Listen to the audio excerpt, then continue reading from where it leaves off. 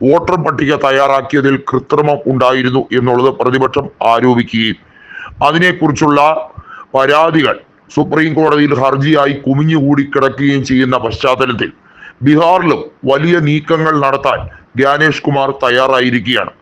Voter പട്ടികയിൽ മരിച്ചവരുടെ പേര് കൃത്യമായി നീക്കം ചെയ്യാൻ ഇലക്ട്രൽ കോളേജിൽ, അതായത് വോട്ടർ പട്ടികയിലേക്ക് ബന്ധിപ്പിക്കുന്ന രീതിയിലേക്ക് മരണാനന്തര രജിസ്ട്രേഷൻ സർട്ടിഫിക്കറ്റുമായി ബന്ധപ്പെടുത്തി വോട്ടർ പട്ടിക സുതാര്യവൽക്കരിക്കാൻ വേണ്ടിയുള്ള നീക്കങ്ങൾ ആരംഭിച്ചു കഴിഞ്ഞിരിക്കുന്നു. വോട്ടിംഗ് പ്രക്രിയയിൽ ഫോട്ടോ പതിച്ച കാർഡ് കുറച്ചുകൂടി വ്യക്തമായി സ്ഥിരീകരിക്കപ്പെടാൻ വേണ്ടിയുള്ള നീക്കങ്ങളും തുടങ്ങിക്കഴിഞ്ഞിരിക്കുന്നു. ഇങ്ങനെ പല രീതിയിലുള്ള പരിഷ്കാരവും വളരെ കുറച്ച് നാളുകൾ കൊണ്ട് തന്നെ ബീഹാറിൽ രൂപപ്പെടുത്തിയെടുക്കുക, ഇതുവഴി തെരഞ്ഞെടുപ്പ് കമ്മീഷൻ നഷ്ടപ്പെട്ടു പോയ പ്രതാപം തിരിച്ചു പിടിക്കുക എന്ന ലക്ഷ്യത്തോടെയാണ് ശ്രമിക്കുന്നതെങ്കിൽ അത് ജനങ്ങൾക്ക് ഇപ്പോൾ മനസ്സിലാകുന്നത് ഇത് പുതിയ കളികളാണ് എന്നുള്ളത് തന്നെയാണ്. BJPക്ക് കേന്ദ്ര സർക്കാരിന് വഴങ്ങി കേന്ദ്ര തെരഞ്ഞെടുപ്പ് കമ്മീഷൻ ഒരു സങ്കുചിത മനോഭാവമുള്ള പ്രസ്ഥാനമായി മാറിക്കഴിഞ്ഞിരിക്കുന്നു എന്നാണ് ഇന്ത്യ മുന്നണി മൊത്തത്തിൽ പ്രഖ്യാപിച്ചിരിക്കുന്നത്. രാഹുൽ ഗാന്ധി അതുകൊണ്ടാണ് ശക്തമായി ജ്ഞാനേഷ് കുമാറിനെ നിയമിക്കുന്നതിൽ എതിർപ്പുമായി വന്നത്. നരേന്ദ്രമോദി ജ്ഞാനേഷ് കുമാറിന്റെ നിയമനവുമായി ബന്ധപ്പെട്ട കാര്യത്തിൽ ഏകപക്ഷീയമായ നടപടിയാണ് എടുത്തത്. ഇന്ത്യൻ രാഷ്ട്രീയത്തിൽ അംഗീകരിക്കാൻ കഴിയാത്ത സാഹചര്യമാണ് ഇത് എന്ന് രാഹുൽ ഗാന്ധി വ്യക്തമാക്കുകയാണ് ഉണ്ടായത്. ജ്ഞാനേഷ് കുമാറിന്റെ നിയമനം ചട്ടവിരുദ്ധമാണ് എന്നുള്ളത് രാഹുൽ ഗാന്ധി പലതവണ സ്ഥാപിച്ചെടുക്കുകയും ചെയ്തു. ഹരിയാനയിലെ നിയമസഭാ തെരഞ്ഞെടുപ്പിൽ ഉണ്ടായ കൃത്രിമത്വം അത് അതിഭീകരമായിരുന്നുവെന്നും മഹാരാഷ്ട്രയിൽ അത് സമ്പൂർണമായി എന്നും രാഹുൽ ഗാന്ധി പറയുമ്പോൾ അതിന്റെ കേസുകൾ ഇപ്പോഴും അത് പുകമറയിൽ തന്നെ നിൽക്കുന്ന സാഹചര്യമാണുള്ളത്.